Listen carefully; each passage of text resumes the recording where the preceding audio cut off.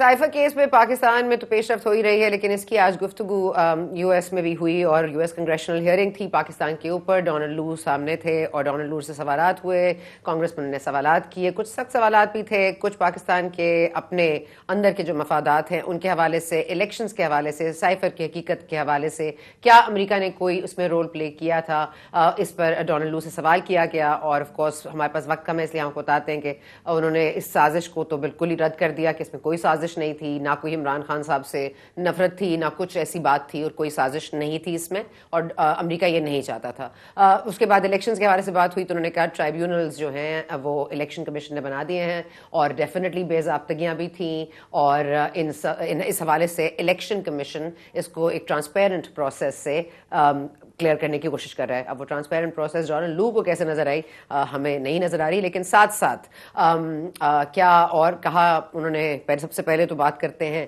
कि उन्होंने जिस तरह से बात की कि पाकिस्तान के हवाले से अमेरिका डोनाल्ड लू के अल्फाज में किस तरह से पाकिस्तान को सपोर्ट करता है। ईरान गैस पाइपलाइन जो पाकिस्तान के पर आएगी वो उस पर असरअंदाज हो सके, और अमेरिका को ये लगता है कि ईरान के साथ अलाइन कर रहा है अपने आप को पाकिस्तान। ऑफ कोर्स पर गुलामी नामंजूर वाला जो मंत्रा है शायद वो मकबूल भी इसीलिए हुआ होगा और शायद इस वजह से इमरान खान साहब ने कहा भी होगा। हमारे साथ मौजूद हैं सेनेटर वलीद इकबाल साहब, पीटीआई को रिप्रेजेंट कर रहे हैं, और फैसल अली साहब हैं, सीनियर सहाफ़ी हमें ज्वाइन कर रहे हैं फ्राम यूएस, ये कांग्रेशनल हियरिंग में मौजूद थे। वलीद इकबाल साहब, before I come to you, मैं ज़रा इस कांग्रेशनल हियरिंग का अहवाल जानना चाहूंगी सर आपसे। ये जो डिस्ट्रप्शन हुई, एक तो इस पे बात कर दीजिएगा जो नारे लगे फैसल अली साहब, और ज़रा ये भी फरमा दीजिएगा कि ये ईरान गैस पाइपलाइन पर जो सख्त जुमले थे उनको बाद में किस तरह से रेक्टिफाई किया गया। जी बहुत शुक्रिया। सबसे पहले तो ये जानना बड़ा अहम है कि ये जो अमरीकी अवान नुमाइंदगान की उमूर खारजा की कमेटी है, ये मशरक़ वस्ता और जनूबी एशिया के मामलात को देखती है, तो उस हवाले से वो आम अमरीकी शहरी जो कि मशरक़ वस्ता के मामलात में दिलचस्पी रखते हैं, ये एक ओपन हियरिंग थी तो वो भी इस हियरिंग को सुनने मौजूद थे।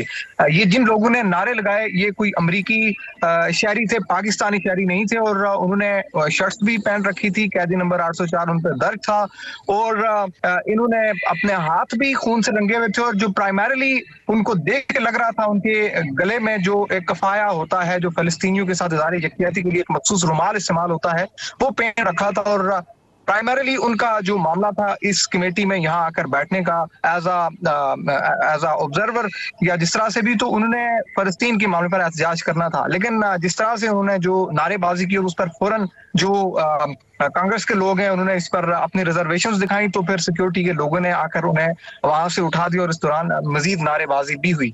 जहां तक ईरान गैस पाइपलाइन का मामला है उस पर जो अंडर सेक्रेटरी हैं साउथ और सेंट्रल एशिया के स्टेट डिपार्टमेंट के डोनाल्ड लू, उनसे ये सवाल हुआ कि इस मामले में आपकी जो पाकिस्तान के साथ जो दो तरफा बातचीत है वो किस लेवल की है। तो इस पर उन्होंने वही चीज दोहराई जो 2 हफ्ते पहले महकमा खारजा ने यहाँ से दोहराई थी कि पाकिस्तान के साथ इस बारे में बातचीत चल रही है, और फिर एक बड़ा कैलकुलेटेड सा बयान दिया गया था और उसमें अमेरिका ने ये चीज बड़ी हाईलाइट की थी, और आज भी यही हुआ। डोनाल्ड लू जो है उन्होंने इसी चीज को हाईलाइट किया कि पाकिस्तान के साथ तो हमारा जो ग्रीन अलायंस एक फोरम है वो मौजूद है, पाकिस्तान के साथ हम सब एनर्जी का मामला जो है उस पर तावन मौजूद है। तो ईरान गैस पाइपलाइन के मामले पर अमेरिका एक बैलेंसिंग एक्ट के तौर पर पाकिस्तान के साथ जो अपना ग्रीन अलायंस एक प्रोजेक्ट है उसको लेकर जो अमेरिका के पाकिस्तान में मुख्तलिफ प्रोजेक्ट से हमेशा से उनको दोहराता है, और उसमें महकमा खारजा पहले भी काफी तफसीलात जारी कर चुका है, और उन्हीं चीजों को तकरीबन डोनाल्ड लू जो है उन्होंने दोहराया।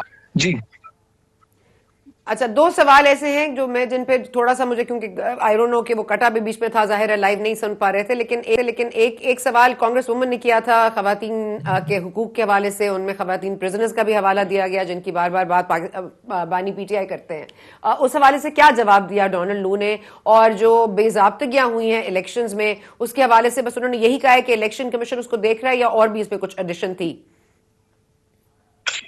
जो ख्वातीन के हवाले से बात हुई उस पे भी हमें एक बहुत ही मोहतात किस्म की पॉलिसी नजर आई, वही पॉलिसी जो महकमा खारजा का साउथ एशिया का डेस्क तरतीब देता है पाकिस्तान से अपने इंतहाई अहम नॉन नेटो में कंट्री के लिए, और वो पॉलिसी ये है کہ جیسے الیکشن کے بعد اپریشیٹ کیا گیا تھا کہ پاکستان میں جو ووٹرز کا ٹرن آؤٹ ہے اس میں جو خواتین کی نمائندگی ہے, جو خواتین باہر نکلی ہیں وہ ستائش ہے.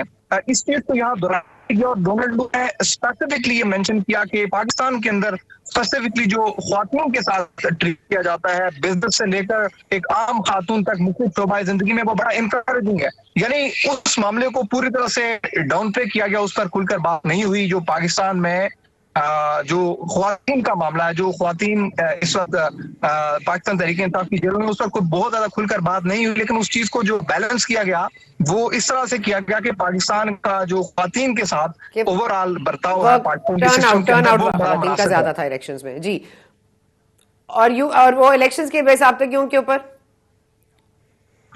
جی الیکشن کی بے ضابطگیوں کے اوپر اس چیز کو دہرایا گیا کہ ہمارے آبزرورز موجود تھے, لیکن اس لیول کی ہمیں آبزرویشنز نہیں ملی کہ کوئی بہت بڑی irregularities ہیں. یہ ضرور ہے کہ انتخابی بے ضابطگیاں ہوئیں, لیکن باوجود اس کے انہوں نے پھر ٹرن آؤٹ کو دہرایا کہ لوگ بڑی تعداد میں نکلے اور لوگوں نے ووٹ کا استعمال کیا. پھر ووٹ کے ساتھ جو چیز لنک کر کے پیش کی گئی وہ تھی رائٹ ٹو انفارمیشن, یعنی انٹرنیٹ اور یہ دیگر چیزوں کی جو بندش تھی. تو انہوں نے یہ کہا کہ یہ کوئی ہمیں آفیشلی نہیں لگتا, یہ جو ہے نجتا پر تھا, یا یہ ایک ایسا معاملہ تھا جو جزوی طور پر تھا. یعنی اس چیز کو بھی امریکہ نے آفیشل ایک حیثیت میں اس چیز کا بھی دفاع کیا ہے. یعنی کہ پاکستان کے معاملے میں بہت ہی محتاط اندازے سے بڑی احتیاط کے ساتھ انہوں نے یہاں پر بھی اپنا معاملہ سامنے رکھا. اچھا, ایک اور بات انہوں نے بڑی امپورٹنٹ کی, اگر آپ کو یاد ہو تو فیصل صاحب, وہ انہوں نے یہ بھی کہا کہ ہمارے جو فرینچائزز ہیں یا ہمارے جو بزنسز ہیں, وہ فورنرز جو انویسٹمنٹ کرنا چاہتے ہیں پاکستان میں, ان کو وہ جو ریڈ ٹیپ ہے بیوروکریسی کی وہ آڑے آتا ہے, اور اس لیے بہت اسٹرکچرل چینجز کرنے کی ضرورت ہے پاکستان کو تاکہ انویسٹمنٹ آئے. کیا میں ٹھیک سمجھی ہوں اس بات کو, یا کسی اور طریقے سے انہوں نے کہا؟ جی, اس معاملے میں ریزرویشنز پہلے بھی تھیں اور یہی کوشچن ہوا, اور یہ چیز جاننا بہت ضروری ہے.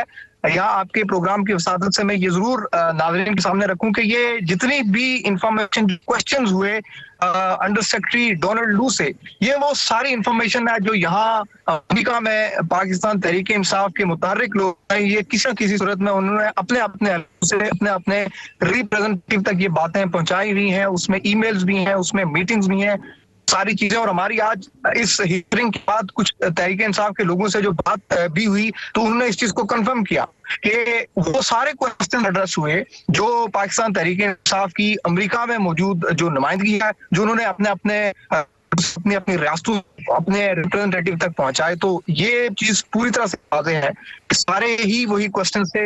اور اس معاملے میں یہ جو ڈپلومیٹک ٹیپ کی بات ہے, تو یہ انویسٹمنٹ کا معاملہ, اس پر جو ایک ہم کہتے ہیں کہ ریزرویشن تو اوپن لسٹ نہیں دکھائی گئی, لیکن یہ ضرور کہ جو کچھ پروٹوکول ہیں, جیسے کہ اس میں کچھ ویزاز کے معاملات ہیں, کچھ امیگریشن سے ریلیٹڈ چیزیں ہیں, کیونکہ یہ ایک شبہ پایا جاتا ہے کہ پاکستان کے امریکہ کے ساتھ جو دو طرفہ معاملات ہیں اس میں بہت ساری ایسی چیزیں ہوتی ہیں. بالخصوص جو ایک افسوسناک واقعہ ہوا تھا, ایک امریکی شہری جو کچھ لوگ مارے گئے, اس کے بعد یہ چیزیں بڑی سینسٹیو ہیں. یہ ہمیں بعد میں اس ہیئرنگ کے بعد میں باہر جو گفتگو ہوئی اس سے یہ چیز معلوم ہوا کہ یہ چیز اسی حساسیت کے ساتھ پیش کی گئی, اور جو پاکستانی ڈیاسپورا ہے یہاں پر, وہ جو بزنس کمیونٹی ہے, وہ ان چیزوں کو ہائی لائٹ کرتی ہے. اور ایگزیکٹلی یہ وہی کوشچن تھا جو پوچھا گیا. فیصل علی صاحب, بہت شکریہ, آپ نے ہمارے لیے وقت نکالا, and thank you so much for giving us prompt information. Walid Iqbal صاحب, پاکستان تحریک انصاف نے جتنے سوالات اٹھائے تھے, خطوں کی خطوط بھیجے تھے, یا ان کی کانگریس مین سے بات ہوئی تھی, یا جو بھی پی آر فرمز ہائر کی گئی تھیں, دے ہیو بورن فروٹ. آج تمام سوالات اٹھائے گئے, ڈونلڈ لو سے پوچھے گئے. آپ کو اطمینان ملا؟ ہاں جی, ابھی آپ کے پروگرام کے شروع ہونے سے چند ہی منٹ پہلے جو ہے پی ٹی آئی کی طرف سے ایک تحریری جو ہے اس میں ہینڈ آؤٹ جو ہے بیان جاری کیا گیا ہے. تو اگر آپ چاہیں تو میں اس کے کچھ حصے آپ کو پڑھ کے بتا دیتا ہوں, آپ کی اجازت ہو اگر. پلیز جی. یہ بالکل اس ترتیب سے بات ہوئی. ہاں جی, ڈونلڈ لو نے جو کہا, پہلے تو انہوں نے کہا کہ عام انتخابات کے اگلے ہی روز امریکی جو دفتر خارجہ ہے, اسٹیٹ ڈپارٹمنٹ جو ہے, اس نے ایک واضح بیان جاری کیا گیا جس میں یہ تین نکات کا انہوں نے کہا وہ جو اٹھائے گئے ہیں. ایک تو اظہار رائے اور پرامن اجتماع کی آزادیوں پر غیر ضروری پابندیاں تھیں, ان کی نشاندہی کی گئی ہے. پھر انتخابی تشدد اور انسانی حقوق اور بنیادی آزادیوں پر پابندی کی مذمت جو ہے یہ انہوں نے بقول ان کے ڈونلڈ لو کے، اور تیسری کہ میڈیا ورکرز پہ حملوں اور انٹرنیٹ اور ٹیلی کمیونیکیشن سروسز تک رسائی پر پابندیوں کی بھی جو ہے یہ مذمت کی گئی۔ یہ انہوں نے دہرایا کہ الیکشن کے اگلے دن ہی امریکی دفتر خارجہ نے یہ بات کی۔ اور پھر زیادہ نمایاں بات جو ہے جو ڈونلڈ لو کے بیان میں آتی ہے اور سوال جواب میں، وہ یہ ہے کہ انتخابی عمل میں جو مداخلت ہے، انٹرفیرنس، یہ بار بار یہ سوال اٹھا، ان کے الزامات پر خاصی تشویش کا اظہار جو ہے انہوں نے کیا ہے، اور مداخلت یا دھاندلی کے دعووں کی جو ہے وہ مکمل تحقیقات ہونی چاہیے۔ یہ انہوں نے 5ویں دفعہ یہ بات دہرائی ہے۔ یہ 3 بیانات جو ہیں یہ اسٹیٹ ڈپارٹمنٹ کی بھی آئے ہیں۔ اور پھر اس کے بعد یہ بھی بات ہوئی کہ انتخابات کا جو انعقاد ہے وہ بڑی حد تک مسابقتی اور منظم تھا، لیکن نتائج کے مرتب کرنے میں بے ضابطگیاں ہوئیں جو نوٹ کی گئی ہیں۔ اور پھر یہ بھی کہ خاص طور پر انتخابات سے پہلے کے ہفتوں میں عوام کے ساتھ کی گئی بدسلوکی اور تشدد کے بارے میں انہوں نے بتایا کہ امریکی حکومت جو ہے وہ بڑی فکر مند ہے۔ اور پھر وہ دہشت گردوں کے جو گروہوں نے پولیس پہ حملے کیے، امیدواروں پہ حملے کیے، ان کی بھی بات کی۔ لیکن یہ جو الیکشن کے روز انٹرنیٹ سروس میں رکاوٹ نہ ڈالنے کے ہائی کورٹ کے آرڈرز کی، اس کی ہدایت کے باوجود حکام نے موبائل سروسز کو بند کیا، انٹرنیٹ کو بند کیا، جو پاکستانی قوم کا سوشل میڈیا تک رسائی کا جو ہے وہ بنیادی ذریعہ ہے۔ اور لیکن پھر تشدد کی دھمکیوں کے باوجود یہ کہتے ہیں 60 ملین سے زیادہ پاکستانیوں نے ووٹ ڈالا، جس میں 21 ملین سے زیادہ خواتین بھی شامل تھیں۔ یہ انہوں نے خاصا اس پہ زور بھی دیا ہے۔ اور اس کے علاوہ جو خواتین کی جو انتخاب کے عمل کے ذریعے جو شرکت ہوئی ہے جمہوری پروسیس میں، اس میں بھی 2018 کے مقابلے میں جو 50% اضافہ ہوا ہے اس کو بھی انہوں نے ہائی لائٹ کیا، اور ہم بھی جو ہے وہ ہائی لائٹ جو ہے وہ کرنا چاہ رہے ہیں۔ اور باقی یہ ہے کہ جی وہ پاکستان امریکہ کا اہم پارٹنر ہے۔ ہم پاکستان سائفر کے اوپر آپ کے اعلامیہ نے کچھ کہا؟ آپ کے اعلامیہ سائفر پہ کیا کہتا ہے؟ جی میں یہ مکمل کر لوں بات، یہ آخری بات تھی کہ پاکستان امریکہ کا اہم پارٹنر ہے۔ ہم پاکستان کے جمہوری اداروں کو مضبوط بنانے، U S Pakistan green alliance وغیرہ اور آئیسس جیسے گروہوں کی تشدد وغیرہ کی خطرات کا مقابلہ کرنے میں، اس میں ہم جو ہے پاکستان کا ساتھ دینا چاہتے ہیں۔ اچھا جی، سائفر کے بارے میں آپ کو جو عرض کرنا چاہ رہا ہوں وہ بھی اس میں موجود ہے۔ وہ بات یہ ہے کہ آج کا تو موضوع جو تھا اصل میں وہ تو تھا پاکستان کے انتخابات، اور انتخابات کے بعد کا جو کیفیت ہے اور جو حکومت سامنے آئی ہے، اور انتخابات کے عمل میں جو بھی سرگرمی ہوئی وہ صحیح تھی غلط تھی، زیادہ اصل بات تو وہ تھی۔ سائفر کا تو ذکر جو ہے وہ ثانوی یا ضمنی حیثیت سے آیا، اور اس پہ تو کوئی پوائنٹڈ سوال بھی اس طرح کا نہیں ہوا کہ جی کیا آپ نے یہ کہا جب آپ کی گفتگو ہوئی پاکستان کے سفیر سے، آپ فلاں دن ان سے ملے، کیا آپ نے یہ کہا؟ کیونکہ دیکھیں یہ باتیں سب جو ہیں یہ پاکستان کی نیشنل سیکیورٹی جو کمیٹی ہے اس میں بھی ٹیک اپ ہوئیں، کیبنٹ نے ٹیک اپ کی، پھر سرزنش بھی کی جو ہے امریکی جو ہے دفتر کیا ان کا سفارت خانہ ہے، ان کے نمائندے کو اس وقت بلا کر کے وہ سارا کچھ بھی ہوا تھا۔ تو یہ تو بات ضمنی ہوئی ہے اور ثانوی ہوئی ہے، اور اس کے بارے میں ظاہر ہے یہ تو یہی کہیں گے کہ جی ہم نے تو کچھ نہیں کیا، لیکن اس کے جو اصل موضوع تھا وہ آج تھا نہیں۔ ہر کانگریس مین کے پاس 5 منٹ تھے، انہوں نے زیادہ فوکس ان چیزوں پہ کیا جو کہ آپ نے سنی ہے۔ آپ اگر پورے کے پورے اس سارے آج کی کارروائی کو دیکھ لیں جو اس سب کمیٹی میں ہوئی، اس میں سائفر کو شاید 3 منٹ ملے ہوں گے، 2.5 منٹ ملے ہوں گے، اور باقی جتنا اور کارروائی تھی وہ جو ہے وہ ان موضوعات پر تھی جن کا میں نے آپ کو اپنے ہینڈ آؤٹ میں سے بھی جو ہے پڑھ کر جو ہے ذکر کیا۔ سو اس لیے میں سمجھتا ہوں کہ سائفر کے اوپر جو گفتگو تھی وہ نامکمل بھی تھی اور کوئی اتنی زیادہ پوائنٹڈ بھی نہیں تھی جس سے اصلیت تک پہنچا جا سکتا یا ان کو پٹ آن دا اسپاٹ کیا جا سکتا۔ بس ان سے 1-2 عمومی سے سوال کیے گئے، انہوں نے عمومی سے جواب دیے جو وہی تھے جس کی توقع کی جا سکتی تھی ان سے، لیکن وہ حقائق کے برعکس ہیں جو کہ یہاں پہ پاکستان میں دیکھے گئے اس وقت، اور جو کیبنٹ کی کمیٹی اور نیشنل سیکیورٹی کمیٹی میں جو بات ہوئی اور جو سفارتی اقدام پاکستان نے اس وقت حکومت نے لیا وہ اس سے میچ نہیں کرتی۔ اچھا اب آ جاتے ہیں اس پہ کہ اب آپ نے خود سنا کہ انہوں نے کہا کہ بے ضابطگیاں ہوئی، آپ نے اس طرح سے کہا کہ انٹرنیٹ کی بندش، اس کے بعد فون لائنز نہ استعمال کرنا یا فون بند کر دینا، یہ تمام تر چیزیں انہوں نے ٹچ اپون کی ہیں، لیکن ایسی کوئی باضابطہ ایسی کوئی بات انہوں نے نہیں کی جس کا مقصد یہ ہو کہ وہ اس کو فورسی کریں گے یا اس کے اوپر کوئی اوور سائٹ رکھیں گے یا اس کی کوئی نگرانی کریں گے. مطلب آپ کے نزدیک یہ صرف بات اس کنگریشنل ہیئرنگ میں ہوئی اور ختم ہو گئی ہے، یا آپ سمجھتے ہیں اس کے دور رس نتائج ہوں گے؟ دیکھیں جی، اس بات کی جس طرح سے تائید جو ہے جو مسلسل ہو رہی ہے اور جو بین الاقوامی سطح پر ہوئی ہے، یہ تو ایک ملک کا آپ نے دیکھا ہے نا.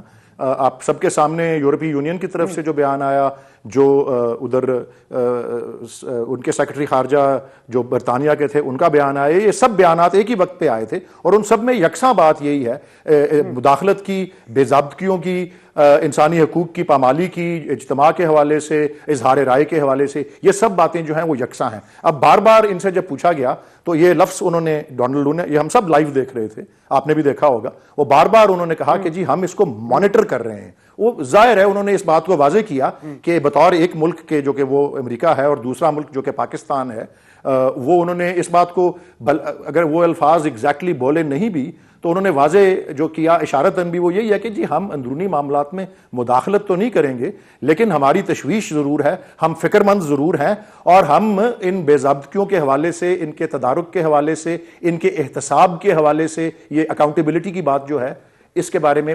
3-4 دفعہ یہ لفظ استعمال ہوا کہ ہم مسلسل مانیٹرنگ کر رہے ہیں. اور پھر ایک بڑا مخصوص سوال جو ہے کانگریس لیکن میں یہ بھی نا کہ الیکشن کمیشن کر رہی ہے اور الیکشن کمیشن کرے گی، مانیٹر تو وہ کریں گے لیکن کرے گی تو الیکشن کمیشن، جس سے آپ کو پرابلم تو الیکشن کمیشن کے کرنے سے نہیں. جی بہرحال انہوں نے یہ سوال اٹھا تھا.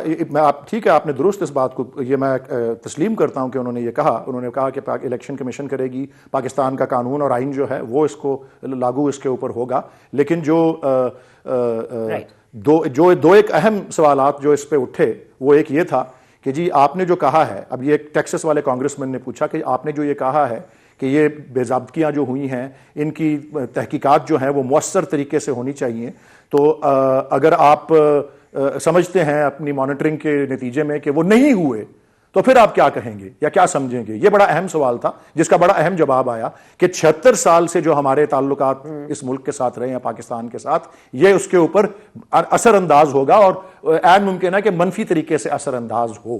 تو یہ ایک اہم بات جو ہے وہ ہوئی ہے، جس سے میں محسوس کرتا ہوں کہ یہ رات گئی بات گئی والا سلسلہ جو ہے یہ اس طرح سے نہیں ہوگا. اس کے اوپر یہ ہانٹ کرتے رہے گا ہمارے سسٹم کو یہ چیز کہ ہم یہ بے ضابطگیاں ہوئی ہیں. دنیا، امریکہ کے علاوہ بھی دنیا بھر نے ان کا نوٹس بھی لیا ہے، اور اگر اس کا ٹھیک طرح سے تحقیقات اور مؤثر نہ ہوئی تو جو جمہوری اقدار کو اجاگر کرنے والے، اصول رکھنے والے ممالک جو ہیں مغربی خاص طور پہ، ان سے ہمارے تعلقات پہ اس کا منفی اثر پڑ سکتا ہے. میں نے تو یہی نتیجہ اس سے اخذ کیا ہے اور ہم بطور ایک پارٹی کے بھی یہی نتیجہ اخذ کرتے ہیں. اور یہ بات جو ہے وہ بار بار گونجتی رہی اس ساری گفتگو میں جو ایک ڈیڑھ گھنٹے پہ محیط تھی کہ بے ضابطگیاں ہوئیں، مداخلت ہوئی، انسانی حقوق کی پامالی ہوئی، اجتماع کے حوالے سے، اظہار رائے کے حوالے سے. لیکن آپ پاکستان کی سیاست کو بھی جانتے ہیں نا ولید اقبال صاحب، یہ کنگریشنل ہیئرنگ امپورٹنٹ تھی، لیکن آئی ایم جسٹ سیئنگ اس کو آپ کو لگ رہا ہے کہ پاکستانی سیاست میں کوئی مداخلت تو وہ نہیں کر سکتے، تو چیزیں جیسے چل رہی ہیں ویسے ہی چلیں گی. یہ اب ڈیپینڈ کرے گا کہ یہ پھر ہم پہ ہے نا کہ ہم پاکستان کے اندر جو ہے اس کے اندر اس میں کس قسم کے اس کے بطور خاص طور پہ پی ٹی آئی جو اس کی سب سے بڑا اس کا نشانہ بنی، ان ساری بے ضابطگیوں کا، ان ساری مداخلت کا، اور بلکہ ریگنگ کا لفظ بھی استعمال ہوا، دھاندلی کا، جو اس کی سب سے بڑی وکٹم ہے وہ تو پی ٹی آئی ہے. تو وہ ہم پہ بھی ڈیپینڈ کرے گا کہ ہم اندرونی سطح پر اور ہر فورم پر، جس کا ہم نے اعلانیہ کہا ہوا ہے اور 1 مہینے سے زیادہ سے کہہ رہے ہیں کہ ہم ہر فورم پہ اس پر آواز اٹھائیں گے اور اپنی مزاحمت اور اپنے احتجاج کا جو ہے وہ مظاہرہ کریں گے، ایک پرسسٹنٹ آبجیکٹر رہیں گے. مسلسل اعتراض جو ہے وہ پارلیمنٹ کے اندر ہو، وہ سڑکوں پہ ہو، پرامن احتجاج اور غیر مسلح احتجاج کے ذریعے، وہ عدالتوں میں، آپ نے دیکھا آج سپریم کورٹ میں بھی پٹیشن چلی گئی ہے کہ سارے کے سارے انتخابات کی تحقیقات ہوں. اس میں بھی یہ دلائل جو ہے وہ کام آئیں گے کہ دنیا بھر کی حکومتوں نے نوٹس کیا ہے اور دنیا بھر کے جو پورا میڈیا ہے اور جو پریس ہے انہوں نے بھی نوٹس کیا ہے، اور یہ نیا ریکارڈ ہے جس طریقے سے اس کو جو ہے نوٹس کیا گیا ہے. اچھا ولید اقبال صاحب، ایک بات جو مجھے مطلب correct me if I am wrong, انہوں نے عمران خان یا بانی پی ٹی آئی کی اریسٹ کے بارے میں یا ان کے کیسز جو ان پر چل رہے ہیں اس پر کوئی بات نہیں کی. کیا یہ آپ کو لگتا ہے کہ یہ ڈیلیبریٹ تھا یا مطلب ضروری نہیں سمجھا؟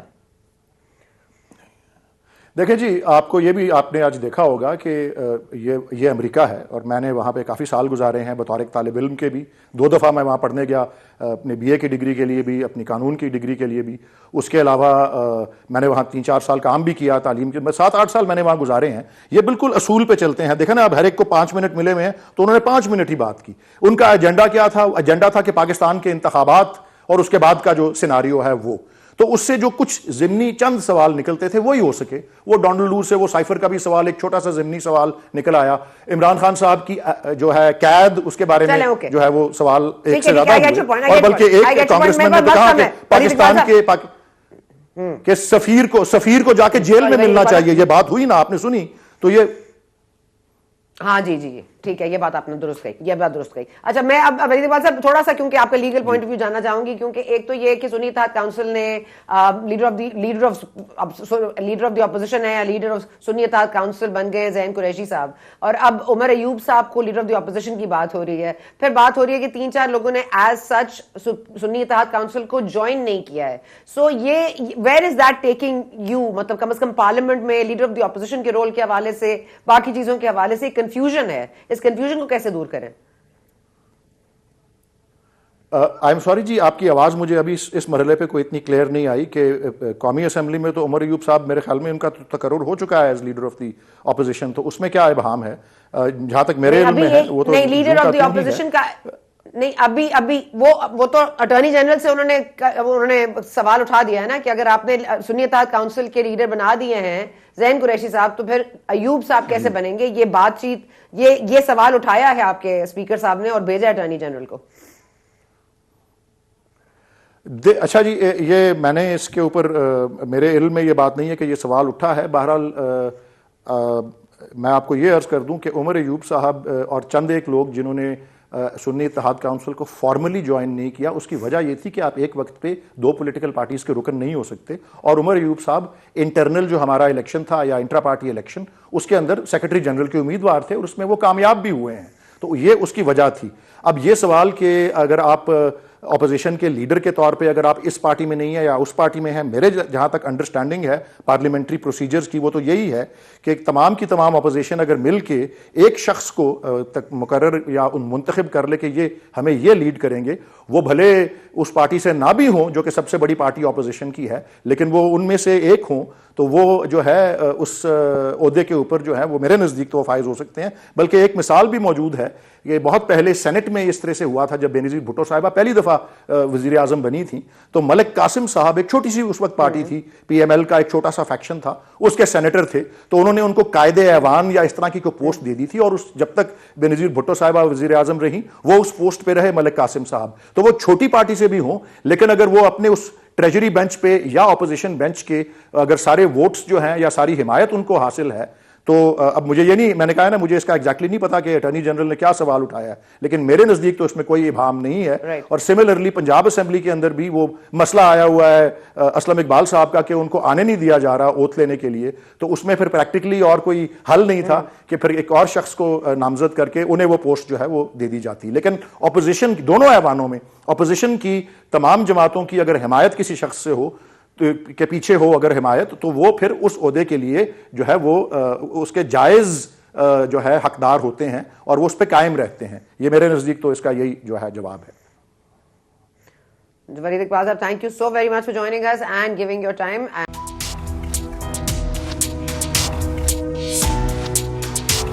ہمارے ساتھ موجود ہیں ڈاکٹر نجیب ہارون صاحب، اکانومسٹ ہیں. ان سے بات کریں گے اباؤٹ جو اسٹاف لیول اگریمنٹ ریچ ہو گیا ہے آئی ایم ایف اور پاکستان کی حکومت کے درمیان، اور $1.1 بلین کا بیل آؤٹ پیکج ہمیں دیا جائے گا، جس میں ہم بات کریں نجیب صاحب ایک میڈیم ٹرم بیل آؤٹ پیکج بھی آن دا سرفیس ہے.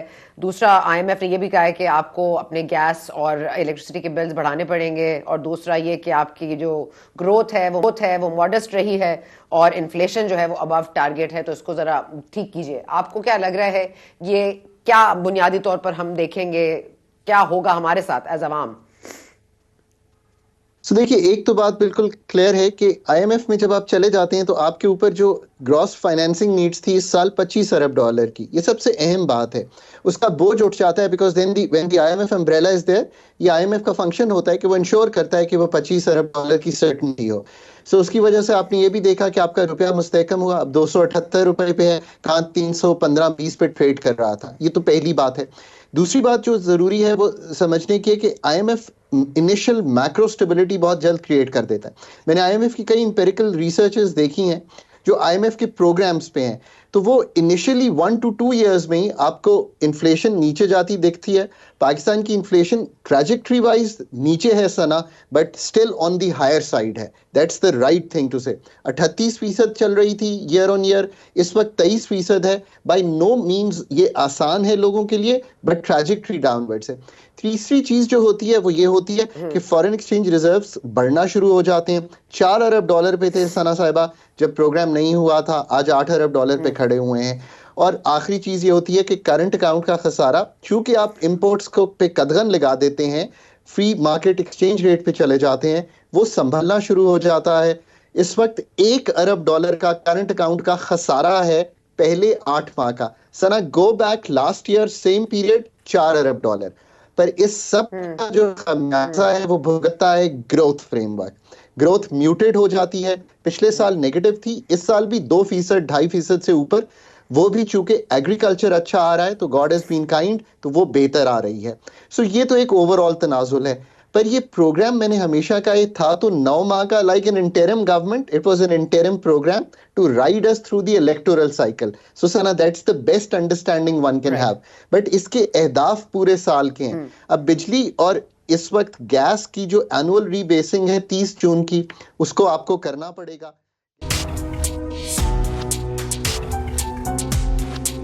کل کی تاریخ میں علی امین گنڈا پور اور 29 اور پی ٹی آئی کے ارکان کے خلاف ریسٹورنٹس نکلے تھے جو نان اویلیبل تھے. تو آج سے موڈ بھی کچھ بدل گیا علی امین گنڈا پور صاحب کا. انہوں نے آج دھمکی دی ہے کہ پنجاب اگر اس طرح کرتا رہا تو پھر جنگ ہوگی. اور یہ جنگ کیا 30 مارچ سے شروع ہوگی جب جلسہ ہوگا، جب ایک احتجاجی جلسہ کیا جائے گا پریڈ گراؤنڈ میں. لیکن ساتھ ساتھ ہم یہ دیکھ رہے ہیں on a good news, on the positive side, آج ایک BLA کا حملہ تھا گوادر پورٹ پہ جس کا نقصان ہو سکتا تھا، اور ہمارے فوجی جوانوں نے اس کو اوائڈ کیا اور اس کو رد کر دیا. اور that is one good news coming from our circles. Thank you very much for watching the program. We will see you tomorrow.